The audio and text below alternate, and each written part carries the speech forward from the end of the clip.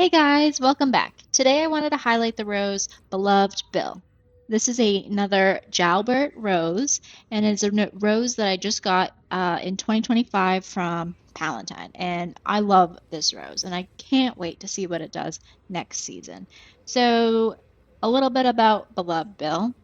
It has moderate thorns, lightly fragrant, glossy foliage, and grows in the habit of a hybrid tea, so single-stemmed blooms.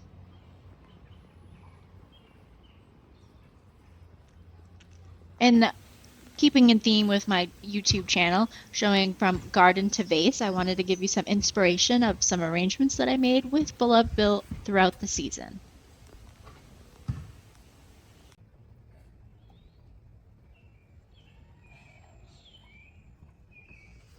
Thank you so much for watching. I hope you'll tune in for the next one.